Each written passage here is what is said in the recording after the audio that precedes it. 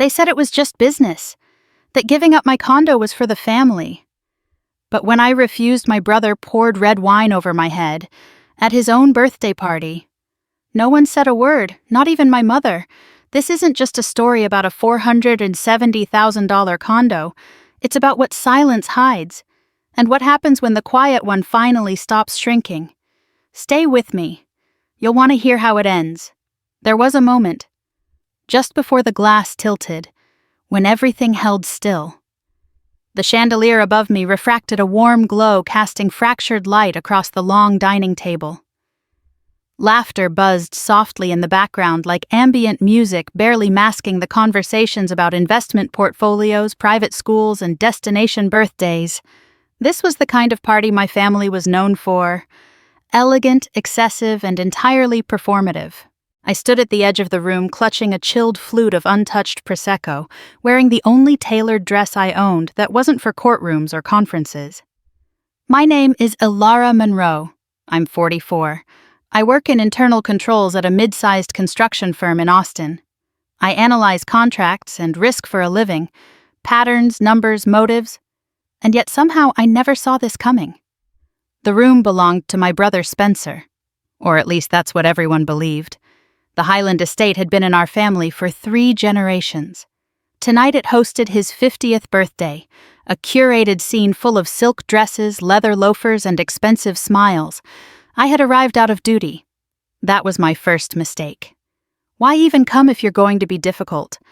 My mother's voice was honeyed and sharp, laced with the edge of a blade dulled only by familiarity.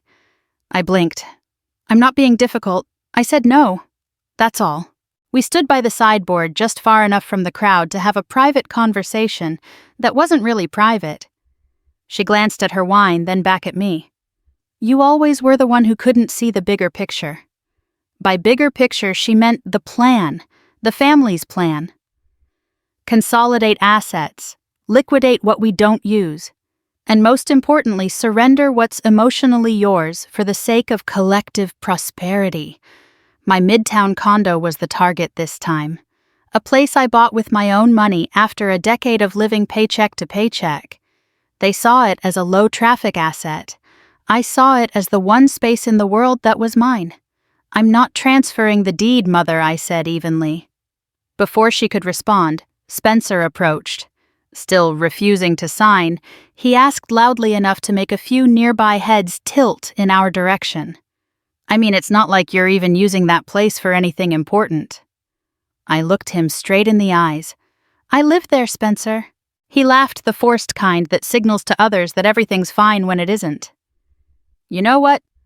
Let's toast to individuality then. That's when it happened. He raised his glass. A tall stem filled with dark red Cabernet, and instead of bringing it to his lips, he tipped it. Slowly. Deliberately. The wine cascaded over my hair down my face, soaking into the neckline of my dress and collarbone like blood from a wound. It was warm, thick, scented with notes of cherry and mockery. A few gasps rippled through the room, but no one moved. No one stopped him. No one even said my name. The world fell quiet, not with reverence, but with complicity. My breath caught, not because I was shocked, though I was, but because I could see it in their eyes. They expected me to leave. Quietly. Again. I set the empty flute on a side table without a word. My hands didn't shake. My heart didn't race. I wasn't sad. Not yet. Mostly I was tired. I walked out without saying goodbye. No one followed. The air outside was colder than I remembered, laced with night jasmine and the distant echo of someone else's party across the hill. As I walked to my car, I pressed a hand to my coat pocket and felt the familiar weight of something small, metal, and meaningful. My father's pocket watch. It was a gift on my 30th birthday, delivered in silence, wrapped in cloth, and accompanied by a single sentence, "Time reveals everything."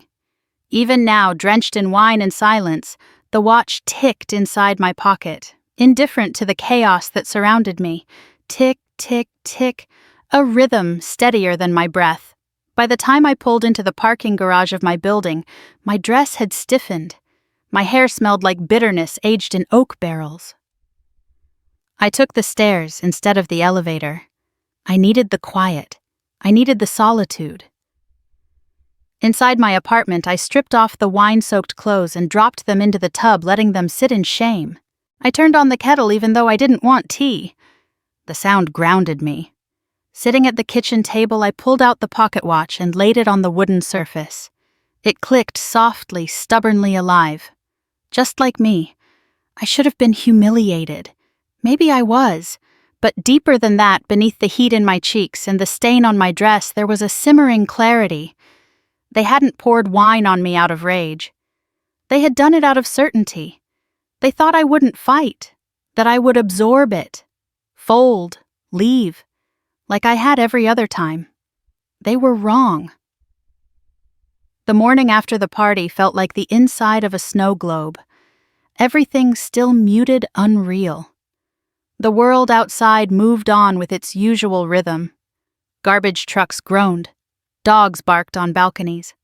Someone practiced piano in the unit above mine, but inside my apartment, time had thinned to a whisper. I sat at my dining table, wrapped in an old flannel robe, my damp hair still smelling faintly of Cabernet. On the table lay a pile of documents. Folders I hadn't opened in months. Deed copies, closing disclosures, title insurance, all relating to my midtown condo. It started as a distraction, a way to anchor myself to something methodical, familiar. But when I flipped to the page that listed my property's address, I felt my breath catch. 5608 Main Street. I blinked. That wasn't right. My building was 5620 Main. I knew that address better than I knew my own birthday. I'd signed it on leases forms, Amazon deliveries, tax returns. It was muscle memory. I flipped back a page. 5608. Clear as day, bold in ink. I checked another sheet. Again, 5608. My name was correct. The notary stamp was real. But the address, wrong. For a second, I wondered if it was my mistake. Had I filed it wrong? Had I signed something blindly trusting someone else's paperwork? But no. I remembered sitting with my agent triple-checking every page. I was cautious to a fault. Numbers were my comfort zone. I didn't make these kinds of mistakes. My hands tensed. My fingers left faint indents on the edge of the page. This wasn't a typo. This was a setup. The realization came in waves. Cold, then burning. Someone had deliberately inserted an incorrect address into legal documentation. Not enough to raise suspicion, but just enough to invalidate something if challenged. A phantom property. I sat back in my chair, the worn leather creaking beneath me. My father's pocket watch sat on the table where I had left it the night before. I stared at it as its hands ticked forward, oblivious to the trap that might have been unfolding around me.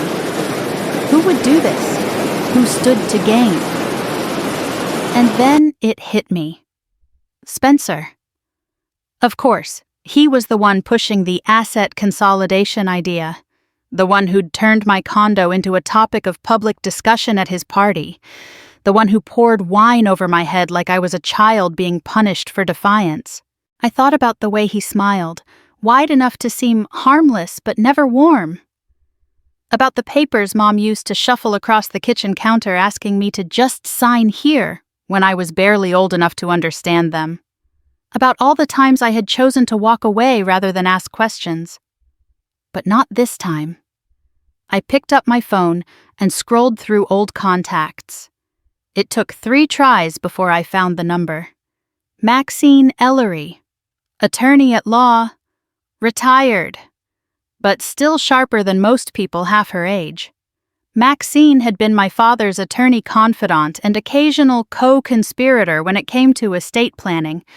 I hadn't spoken to her since his funeral. I tapped the number and pressed the phone to my ear. 1 ring. 2. Alara Monroe, a voice rasped on the other end. Well, I'll be damned. Thought you disappeared off the planet. Hi, Maxine, I said quietly. I need your eyes on something. 3 hours later, I stood in her narrow kitchen while she brewed coffee the old-fashioned way. French press, no shortcuts. "You didn't get this from your own lawyer?" she asked, flipping through the paperwork. "I didn't want it on the record," I replied. Maxine hummed, one eyebrow arched as she examined the pages. Smart? She wore a faded cardigan, her reading glasses perched low on her nose. Her gray hair was pulled into a half bun, and she moved with the kind of deliberate slowness that comes from knowing you still command the room no matter your age. "This address discrepancy," she said, tapping the top page, "is not just sloppy. It's strategic. Whoever did this knew what they were doing. You'd never win in court with a mismatch like this if it went uncorrected." "So I'm not being paranoid," I said. Maxine looked up over her glasses. "No, honey, you're being targeted." I felt my chest tighten. "And I'm guessing this isn't just about your condo," she added. "If someone's messing with records this confidently, they're either arrogant or they think they own the system." She slid the folder aside and took a long sip of coffee. "Elara," she said after a pause, "has anyone tried to touch your father's will since he passed?" I hesitated. "No, at least I don't think so. Everything was supposed to be finalized years ago." Maxine's brow furrowed. "Did you ever get a certified copy of the trust transfer for the Highland estate?" I blinked. "No, I didn't think it was relevant. I didn't inherit anything." She gave me a look that was part suspicion, part sadness. "You sure about that?" Silence settled between us like dust. Maxine pulled out a worn notebook and jotted down a few names. "I want to pull a couple of documents from the county registrar. Give me a few days." I nodded. "Thank you." She leaned back and looked at me carefully. "Elara, are you ready for what this might uncover?" I wasn't sure how to answer that. So I didn't. Instead, I stood, thanked her again, and slipped the folder back into my bag. As I turned to leave, I felt the familiar weight of my father's watch press against my side. I glanced down at it, still ticking. They could rewrite addresses, bury paperwork, pour wine like warnings. But that watch, it refused to stop. And maybe for the first time in a very long while, so did I. The file arrived 3 days later. A manila envelope hand-delivered by a courier who didn't ask for a signature, just nodded solemnly and left. I brought it inside, set it on the kitchen table, and stared at it like it might hiss if touched. Maxine had scrawled a single note on the flap in her all-caps handwriting, "This isn't over." M. I opened it slowly, not because I wasn't ready, but because part of me wanted to delay what I already knew was coming. Inside, a notarized copy of my father's will dated April 1996. A trust document. A handwritten appendix with initials beside each item. And finally, a certified property transfer draft that had never been filed. I traced the heading with my finger. Highland Estate Transfer of Title to Elara Monroe. My hands trembled. I hadn't even known this existed. Maxine called as I flipped through the final pages. Her voice was calm but weighted. "Your father intended to transfer the estate to you," she said. "Not Spencer. Not jointly. You. It was part of a trust amendment after your promotion that year. Said you were the only one who understood responsibility without fanfare." I didn't respond right away. She continued. "For some reason, the transfer was never completed at the county. The signatures here, his, the notary, the witnesses. It just never got submitted." I pressed the folder against my chest as if it could fill the hollow place I hadn't acknowledged in years. "Elara," Maxine asked. "I remember I said quietly, the week after he died. Mom and Spencer brought me a folder of urgent documents. Told me to sign them quickly. For asset stability, they said. I didn't even read most of them." Maxine's silence said everything. I sat down slowly. My knees were starting to shake. "They had me sign a disclaimer of interest," I realized out loud. "Didn't they?" "Yes," Maxine confirmed. And because the property wasn't recorded under your name yet, that signature gave them space to assume control. A nauseating heat crept up the back of my neck. My father had given me that house. And they knew. They buried it. Just like they buried me. Not with hatred, not with cruelty. With silence. With signatures. With 1,000 little omissions that added up to erasure. I leaned back, staring at the ceiling. The light fixture above me flickered slightly, and for a brief moment I thought about the last real conversation I'd had with my father. It had been in that same house. I was 35. He was already thin, shrinking in the way proud men do when their bodies start to fail, but their will hasn't caught up. He poured me coffee in the back sunroom, even though his hands trembled so badly I had to steady the mug. "You never ask for anything," he said then. Not money, not approval, not even presents. That kind of independence frightens people, you know. I had smiled awkwardly, unsure how to respond. He'd only added, "that house." It's always known quiet. "I think it belongs to someone like you." At the time, I thought he was being poetic. Now I realized he had been literal. He had intended to give it to me. And they had taken it before the ink could dry. Not because they needed it. Spencer had multiple properties. My mother lived there only out of legacy. They didn't take the house out of need. They took it out of reflex. Because to them, I was someone who would always step aside, the child who was easy, who didn't throw fits or demand explanations. They built a life around the assumption that I would never look back, never dig, never question. And for years, I hadn't. I felt my stomach twist. Not with grief. Grief was something I'd already metabolized years ago. This was something else. A mix of betrayal and confirmation. A private ache turning into a public realization they didn't forget me. They erased me on purpose. I turned the pocket watch over in my palm. It had become a sort of meditation tool these past few days. The weight, the quiet tick, the knowledge that something in this world still moved with steady intention. Tick, tick, tick. If they no longer saw me as part of the family, why had I spent so long clinging to the illusion? If they could steal my name from a title deed, why had I given them so much access to my loyalty? Maybe silence had always been my armor. But now it felt like a cage someone else had locked me inside, and left the key dangling in plain view. That night, I didn't cry. I didn't rage. I printed out every page of the trust document and pinned it to a corkboard in my home office. I highlighted every clause, every timestamp, every signature. I color-coded my annotations, not because I had to, but because it made me feel like I was reclaiming control. Like the woman who once organized million-dollar audits was finally auditing the lie that had wrapped around her life. I also added something new to the board. A post-it neon yellow placed directly above my father's signature. It read, "They didn't forget me. They calculated I wouldn't fight back." They were wrong. We arrived at Highland Estate just after noon. The sky was overcast with a thin veil of gray that muted the sunlight, casting soft shadows across the stone driveway. I remember thinking how appropriate that felt, how the weather mirrored the quiet tension humming inside my chest. Maxine drove. I sat in the passenger seat, holding the manila folder with every piece of documentation we had uncovered. The trust, the deed, the records of misfiled addresses. Everything in black and white. Everything no longer hidden. The iron gate creaked open without resistance, as if even the property itself had grown tired of keeping secrets. Inside the house was just as I remembered it. Too polished, too controlled. The furniture looked untouched. The air smelled faintly of lemon polish and expensive stillness. No warmth.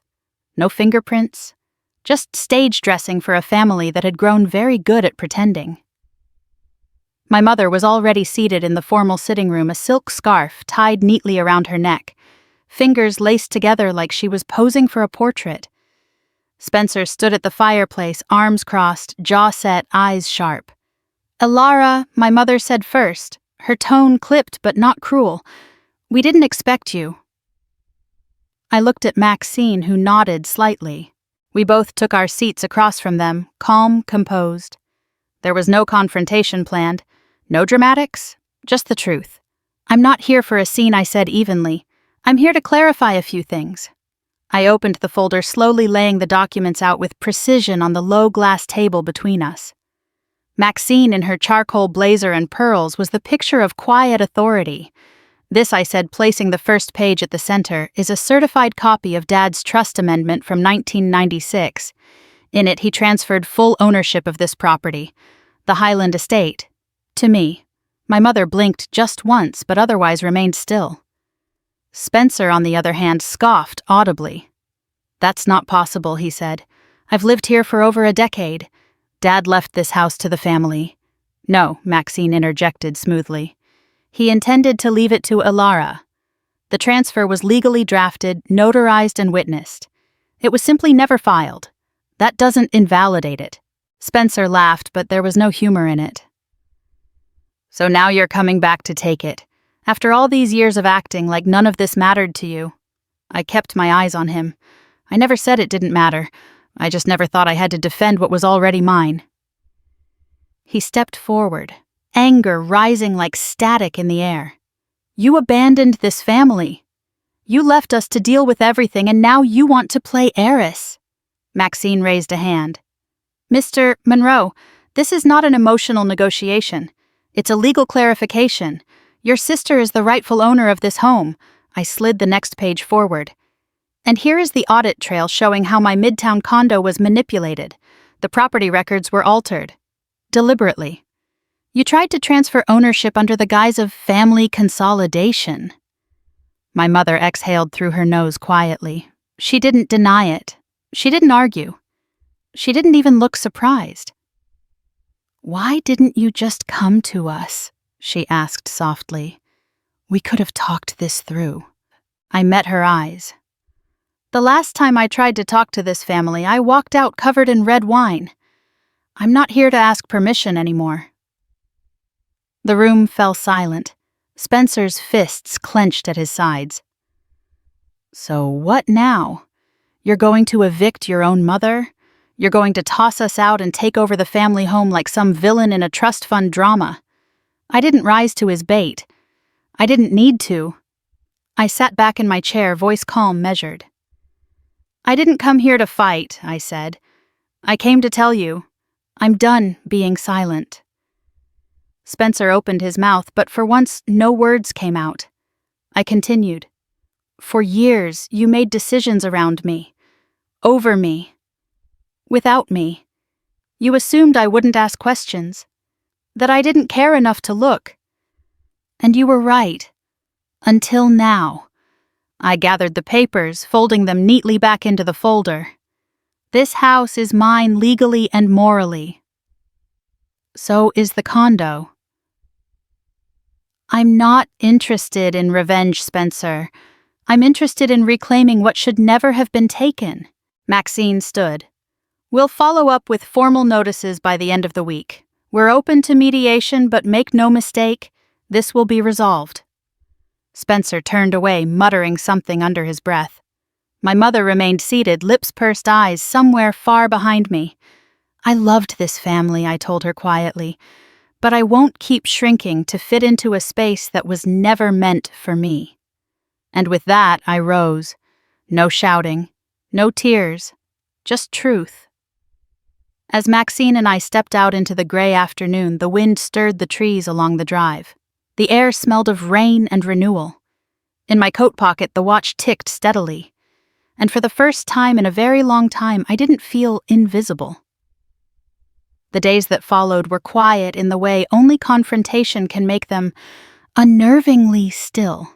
Not peaceful, not resolved, just hushed, as if the house itself was holding its breath, as if every wall and window had witnessed the unveiling and now waited for what would follow. I moved through my apartment like a ghost in my own life, every gesture slowed down. Folding laundry felt like meditation. Boiling water for tea became an intentional ritual. My body did what it always did. Functioned, served.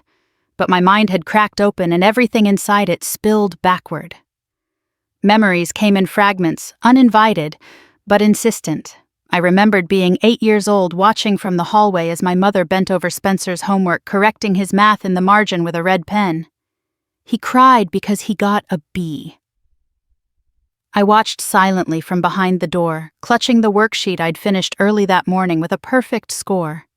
But no one had asked to see it. No one had looked. Other memories followed like shadows: my 10th birthday when Spencer got a bicycle and I got books I'd already read, the school concert where my mother clapped loudest for him and left right after his solo, the quiet praise I received for never needing anything. "You're strong," she'd always say, her hand brushing my shoulder briefly before moving on. "Your brother needs me more." That refrain, "He needs me more," was a lullaby I was never meant to fall asleep to, but did anyway. I wore it like a badge of honor, and like a bruise. By the time I turned 15, I could cook a full dinner, balance a checkbook, and mask disappointment like a professional. I became fluent in the art of invisibility, not because I enjoyed it, but because it was the only language spoken in my home. My value was never in my presence. It was in my absence of need. It took me decades to understand that being called self-sufficient was often just a polite way of saying, "We don't think you matter enough to care for." And I had internalized it. Entirely. Until now. It was a rainy Tuesday afternoon when I found it. The page that rewrote everything I thought I knew. I hadn't been looking for anything in particular, just clearing out the desk I'd inherited after my father passed. The drawers still smelled faintly of cedar, and ink and time seemed suspended in their grooves. Tucked beneath a brittle tax form and a bundle of paper clips, I discovered an old leather-bound notebook. His notebook. The binding cracked when I opened it. The pages were yellowed, fragile. His handwriting met me like a forgotten scent. Familiar. Comforting. Real. I flipped past grocery lists and budget estimates, notes about oil changes and lawn maintenance, and then on a page dated just a few months before his final hospital stay, I found the words that undid me. Spencer will inherit noise. Ilara will inherit silence, but only she understands silence as a form of integrity. I stared at those 3 lines for what felt like hours. I read them aloud once, barely a whisper. Then again, firmer. They echoed across the room, soft and seismic. He had seen me. Not the version of me that sat quietly at the family table or the girl who signed legal documents without asking too many questions. He had seen the weight I carried, the restraint, the quiet courage. And more than that, he had understood it. The tears didn't fall right away. Instead, I felt a warmth spread through my chest, as if the room had finally opened a window. It wasn't validation, it was confirmation. That I hadn't been imagining the imbalance all those years. That my silence had never been cowardice. It had been discipline, integrity, resistance in its most elegant form. I closed the notebook gently and cradled it in my lap. Outside, the rain tapped steadily on the window like a rhythm only I could hear. I reached for the pocket watch still resting on my desk. It ticked in tandem with the rain. Spencer had inherited the volume. My mother had inherited control, but I had inherited something more enduring. Truth etched in restraint. And for the first time, I no longer saw that as a loss. That evening I lit a candle. Not for drama, but for stillness. I sat with myself present in a way I hadn't been in years. And I wrote a letter. Not to my mother, not to Spencer, but to the version of me that once believed she had to disappear to be safe. You are not invisible. You are not difficult. You are the quiet edge that shapes the noise. You don't have to speak to matter. But when you do act, let it be deliberate. Let it be undeniable. I folded the letter and placed it beneath the watch. Then I made tea, not because I needed comfort, but because I was ready to stay awake. I never liked the word revenge. It always sounded sharp acidic, something that burned on the way out. And yet for a long time, that's what people expected from me. That I'd take back the house, serve the eviction papers, throw my family into chaos, the way they had thrown me into silence. But that wasn't the story I wanted to tell. This wasn't about destroying something. It was about building what should have existed all along. The Highland estate was mine, legally, ethically, symbolically. And when the final documentation was processed and the ink dried, I didn't celebrate. I sat quietly in the study watching the sunlight stretch across the polished floorboards. For the first time, the house didn't feel like a set. It felt like a beginning. I walked from room to room, running my fingertips along the walls, imagining what it could be. Not as a monument to a fractured family legacy, but as a living space for women who had been made to feel small, invisible, unworthy. Because I had been all three. That summer, I began converting the estate into something new, the Haven at Highland, a transitional center for women estranged from their families, youth aging out of foster care, and anyone who had ever been told they owed their silence as a form of respect. It wasn't easy. Contractors had questions.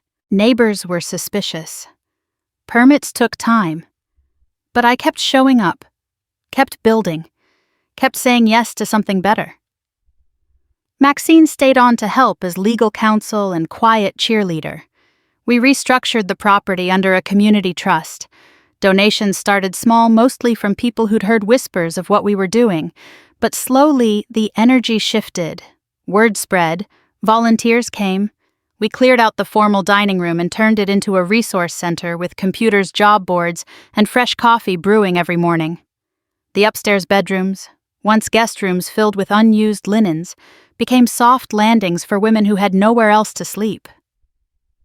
The garden bloomed again, not for show, but because one of our residents said planting herbs helped her feel human. And then one Wednesday in October, something happened that stopped me in my tracks. I was in the front office when a woman stepped through the door. Mid-70s, maybe older. Her coat was patched, her posture stiff but proud. She wore lipstick in a shade that reminded me of my mother's. Too red, too deliberate. But there was kindness in her eyes, and memory. She stood at the threshold like someone returning home after too long away. "Can I help you?" I asked gently. She smiled. "I think you already have." She walked slowly toward the front desk and reached into her purse. What she pulled out took the breath from my lungs. A silver pocket watch. She held it carefully in both hands like it might vanish if she wasn't delicate. "Your father gave me this," she said softly. "Back in 1985. I was his secretary for a few years right after my husband left. I was barely holding myself together back then. I didn't feel seen or valuable." I stared, blinking hard. "I didn't know." She nodded. "I don't think he wanted anyone to know, but he found me crying in the break room once, thinking I'd failed at everything. The next day, he placed this on my desk with a note that just said, 'Time is never wasted on the right things.'" My hands trembled slightly as I accepted the watch. It was smaller than the one I had, more delicate, but unmistakably from the same set. I opened it. Inside, the second hand ticked steadily, stubbornly alive. "I think it's time it returned home," she said, and then added with a knowing glance, "or maybe found a new one." I didn't trust my voice, so I just nodded. That evening, I brought both pocket watches into the quiet heart of the house. The library was nearly complete by then. Floor-to-ceiling shelves, soft lamps, and a long wooden display case donated by a local artisan. I placed the two watches side by side beneath the glass. One bore the engraving I'd never noticed until now. Silence. The other from the woman read simply, "Steady? Silence? Steady?" 2 words, 2 truths, 2 testaments to lives held together by quiet strength. I added a small plaque beside them that read, "For every woman told to be quiet. For every girl taught that her strength is inconvenient. May your silence be steady. May your voice return when you're ready." Over the next few weeks, the display became something sacred. Visitors lingered there longer than anywhere else. Some cried, some smiled. Some simply stood with hands in pockets, eyes soft with something unsaid. And for the first time, I understood something I never could have imagined when this all began. Reclaiming what's yours doesn't mean taking it back with fists. Sometimes it means transforming it into a gift. The house that once watched me vanish had become a place where others reappeared. And in that space between what was taken and what was restored, I finally felt whole. The morning of the opening ceremony was warm with late autumn light. Not harsh, not showy, just enough to make the old stones of Highland Estate look soft around the edges, like the house itself had finally exhaled. Volunteers bustled through the garden, adjusting signs and tying ribbons to porch railings. There were trays of donated muffins, 2 coffee carafes already half empty, and a portable speaker playing a gentle acoustic playlist curated by one of our residents. Someone had brought folding chairs. Someone else brought flowers. The scene wasn't grand, it wasn't loud, but it was real. And it was full. I stood near the front steps watching as people gathered. Neighbors, staff, former residents, strangers who'd read the local article about our transformation. Each face reminded me of why this mattered. They weren't here for spectacle. They were here for sanctuary. Maxine found me near the podium, her clipboard tucked under one arm and her silver hair swept into a dignified bun. Nervous, she asked, her eyes twinkling. I smiled. Not anymore. She gave my shoulder a gentle squeeze before stepping aside. I looked out at the small crowd. Rows of folding chairs lined the front lawn. Behind them, the wide windows of the once cold house now reflected people who felt welcome here. People who, like me, once thought they didn't belong anywhere. I stepped up to the microphone. No podium, just me. Thank you all for being here. I began, my voice steady. If you had asked me a year ago what I would do with this house, I would have said nothing. I would have said it was a burden, a reminder of things I didn't want to remember. I paused, letting the truth settle. But that's the thing about silence. It doesn't erase what happened. It just buries it under layers of what we think we can survive. A few heads nodded. A few eyes blinked faster than before. I didn't build this place for revenge. I continued. I built it so that anyone who has ever felt invisible would know. They're not alone. The air stilled around us like it was listening too. For years, I believed that being quiet was the same as being small, that if I didn't demand space, I didn't deserve it. But silence isn't the same as absence. And being quiet doesn't mean you don't matter. I let the words hang there. Behind me, through the front door, I could just see the display case inside the library. 2 silver pocket watches, ticking in tandem under glass. One marked silence, one marked steady. In this house, your voice matters. Even if it shakes, even if it doesn't come out right away, you don't have to be loud to be heard. You just have to be here.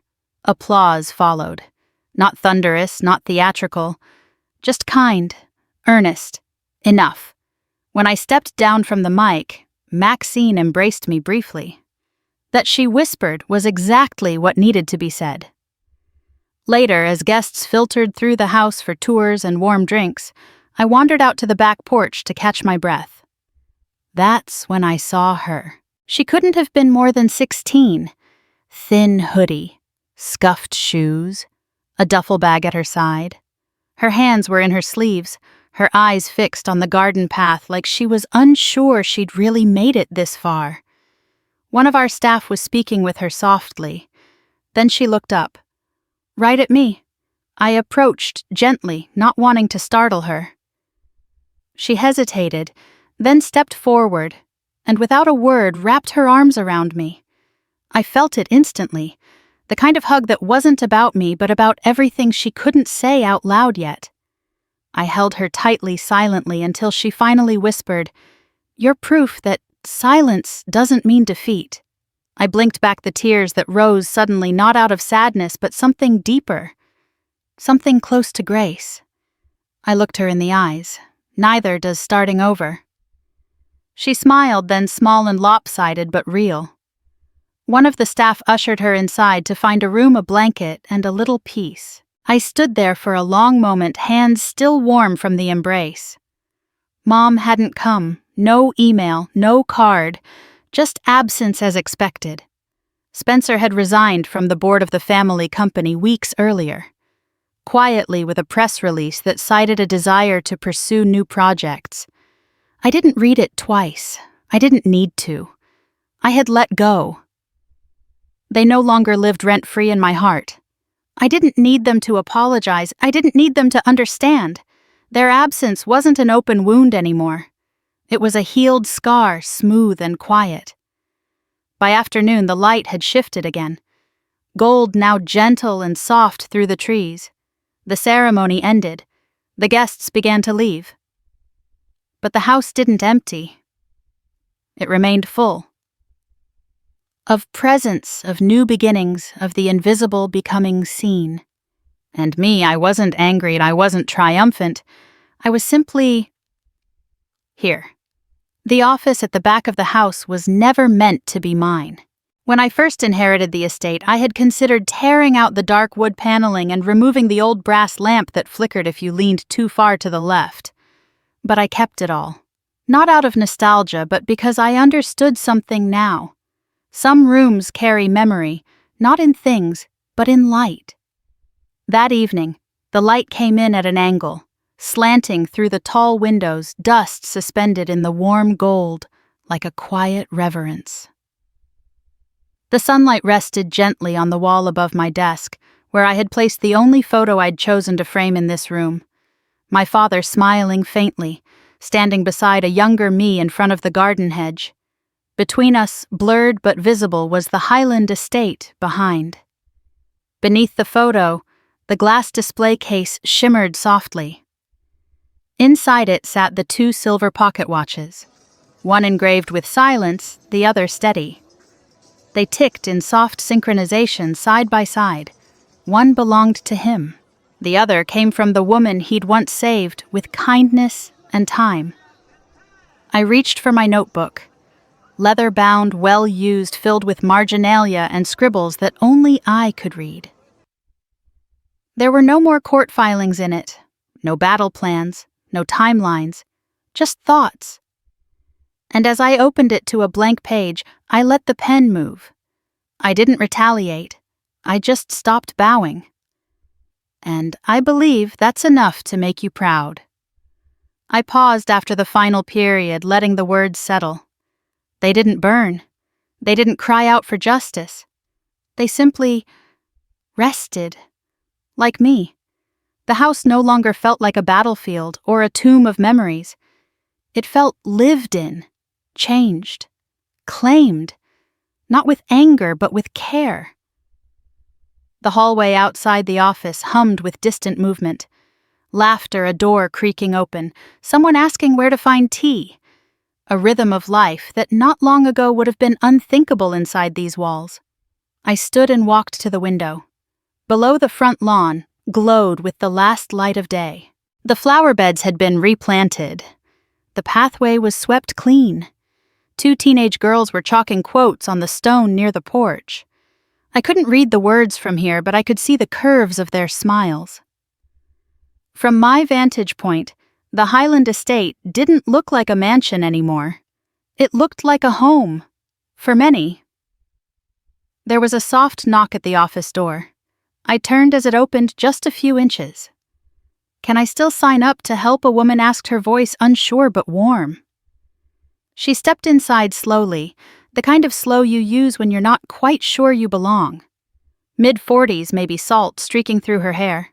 Her jeans were worn, her sweater a little loose at the cuffs. Her eyes were kind but cautious. I smiled. "Of course. The sign-up desk is just outside in the library." She nodded but didn't leave.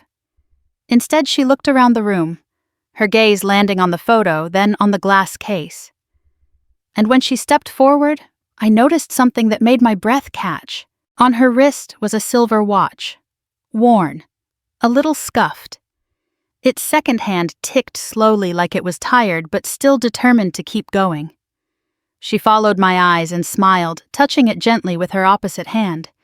"It used to belong to my grandmother," she said. "Still works. Not always perfectly, but it keeps time when it matters." She looked back at me. "Funny thing is," she added, "I almost threw it away once.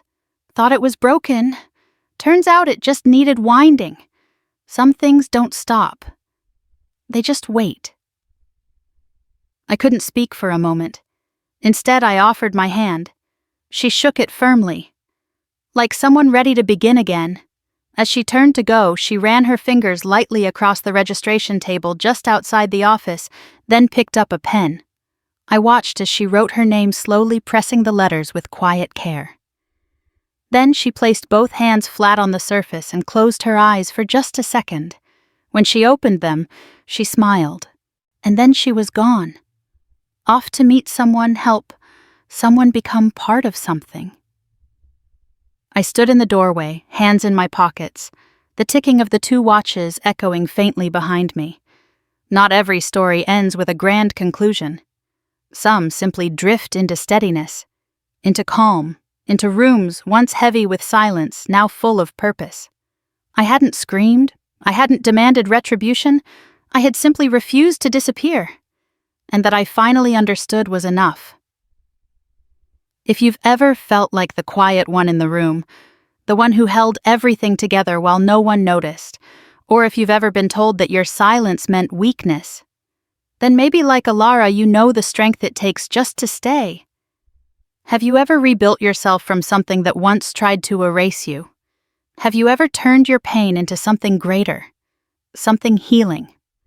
We'd love to hear your story in the comments, because no one should walk through this kind of transformation alone.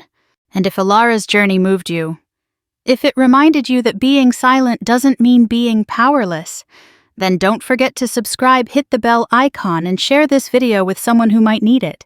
There are more stories to come, more voices ready to rise, and maybe, just maybe, yours is next.